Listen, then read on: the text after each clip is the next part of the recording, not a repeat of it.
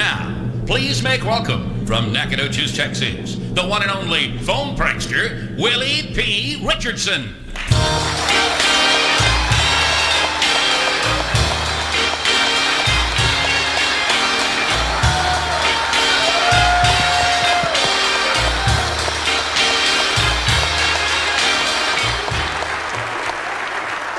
Good evening. I'm so glad to be here. I want to tell you, before I get started, I want to do what I do every night all across the United States. Number one, I want to thank God for giving me the opportunity the last few years to travel all over the United States, entertaining nice folks like y'all and making a good living out of it.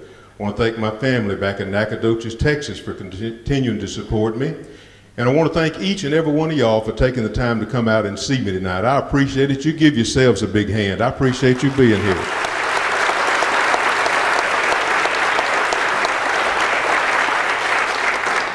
You know, I done had my feelings hurt. Everybody in Alabama is always so nice to me. I was getting out of the car this afternoon. There was a couple coming up here to get their tickets early. The lady turned around to her husband. She said, "I did not know Charlie Pride was going to be here tonight." That ain't what hurt my feelings. I'm a big fan of Charlie Pride, met him a few times, but what she said after that's what hurt to the core. She said, "And haven't Charlie put on a lot of weight?" Everywhere I go, the first thing most people want to know from me is how in the world does a person get started making a living doing phone pranks? And I'll admit it's a very unusual occupation. And the first one I ever did, like to have been the last one I ever did. I was born back in 1947 in a neighborhood down in Houston, Texas, so rough they had pictures of missing policemen on the milk cartons. It was a bad. People down there still drive with the club on their steering wheel. That's how rough it is. When I was about 11 or 12 years old, my family decided to get out of the Houston rat race, and we moved 140 miles north of Houston to a little town called Nacogdoches, where my family and I live to this day. Well, I had an aunt that stayed out in the country about 20 miles, and she had a little boy, my first cousin. I'd go out there in the summertime, and we'd ride horses and go fishing and do all the things that country boys do, and just had a great time. And there was an old lady that stayed next door to her that was probably the meanest, spitefulest, stingiest, hatefulest old woman you've ever seen in your life. She hated everybody, and especially kids. And I don't know what finally set me off, but she just got the best of me one too many times. Go ahead.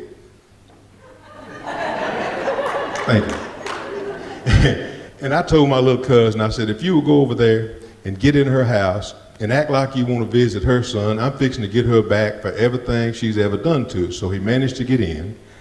And I dialed her up and I said, I'm with Southwestern Bell Telephone Company, and I said, we are doing a survey out in your neighborhood. Could you please tell me how much telephone cord you got coming out the wall? And y'all got to remember, this was in about 1958 or 59. We didn't have all these wonderful cellular and portable phones and things like that like we got now. Most people had one telephone, had a little wire going to a little black box with a screw in it, and it was just there. You didn't move it all over the house. She said, well, looks like about 6 feet. I said, that's what I thought. I said, I just called your neighbor next door. She have got 12 feet of cord coming out of her wall. Everybody out there is supposed to have exactly 9 feet of cord. What have happened, she have pulled 3 feet of your cord over into her house.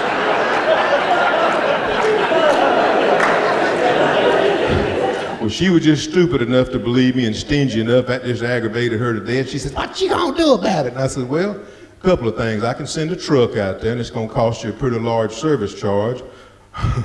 Or me and you can fix it together and it's going to save you some money. You can help me and we'll just do it on the phone. She said, how are we going to do that? I said, if you got a chair handy there. She said she did. I said, if you don't mind, drag that chair over there facing the wall right where that cord comes out. It still tickles me, y'all. It's been 40-something years ago. I said, drag that chair over facing the wall right where the cord comes out. I could hear her dragging it. I said, now sit down in it, put both your feet up against the wall, wrap that cord around your strongest wrist. Me and you gonna count to 3 together, and on 3, you pull hard as you can, you gonna get your cord back over in your house. This is true, I ain't lying about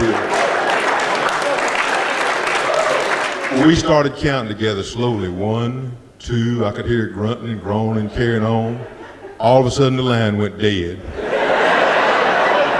That's when reality set in. I knew I was sure enough in some trouble. Well, she was a good sized woman, and course, it snapped that cord, and she fell over backwards in the floor there. And my little cousin got to laughing at her, and she figured something was up. He told on me, and I spent the rest of the summer mowing grass to pay for the real phone company to come out there.